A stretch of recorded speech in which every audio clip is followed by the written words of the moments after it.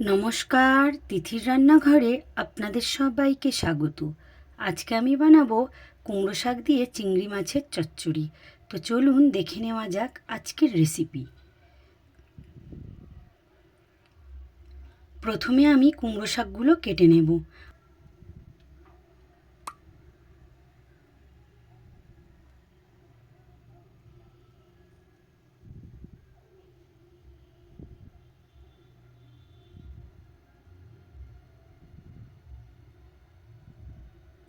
কুমড়ো শাকগুলোকে আঁশ ছাড়িয়ে ভালো করে কেটে নিয়েছি এখানে একটা বেগুন, 8-10টা কাঁঠাল দানা, আর মিডিয়াম সাইজের একটা আলু, আর একটা পেঁয়াজ মিডিয়াম সাইজের।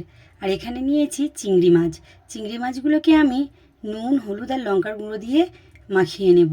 এখানে নিয়েছি 1/2 চামচ নুন, 1/2 চামচ হলুদ গুঁড়ো আর 1/2 চামচ লঙ্কা গুঁড়ো।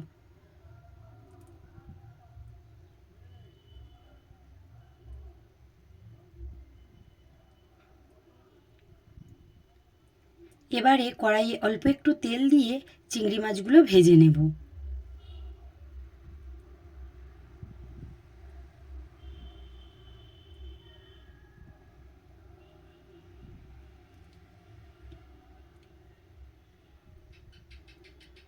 চিংড়ি মাছগুলো ভাজা হয়ে গেছে, মাছগুলোকে আমি তুলে নেব।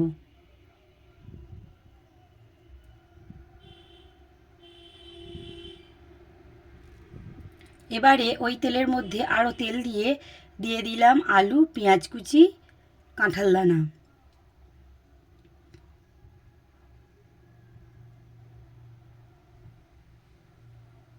ভালো করে এটা একটু নেড়ে একটু ভেজে নেব।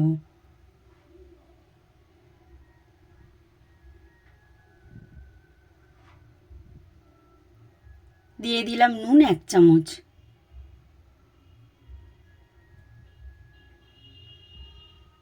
এবারে দিয়ে দিলাম আদা আর সর্ষের পেস্ট।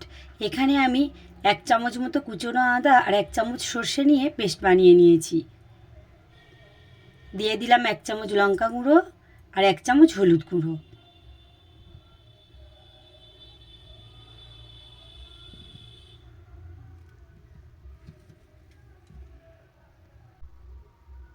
এবার দিয়ে দেব কেটে রাখা বেগুন।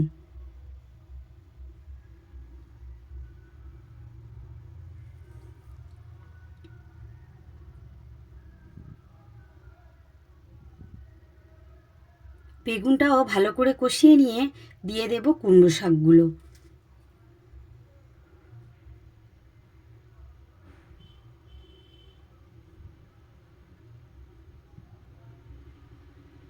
এবার বাকি কুমড়ো শাকগুলো দিয়ে দেব।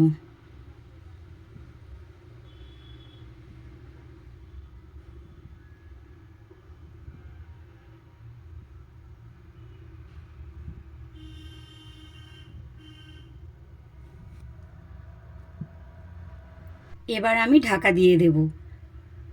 কুমড়ো শাকগুলো একটু নরম হলে ঢাকাটা আমি খুলে নেব। আবারও একটু ভালো করে কষে নেব। তারপরে একটু জল দিয়ে দেব। ভেজে রাখা চিংড়ি মাছগুলো দিয়ে দেব।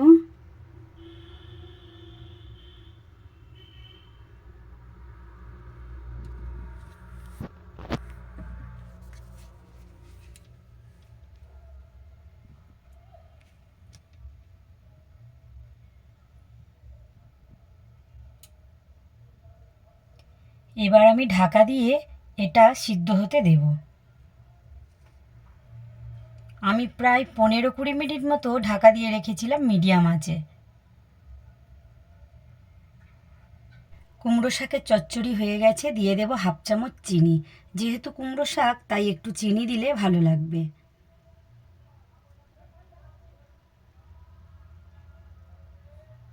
এবার আমি এটা নামিয়ে নেব।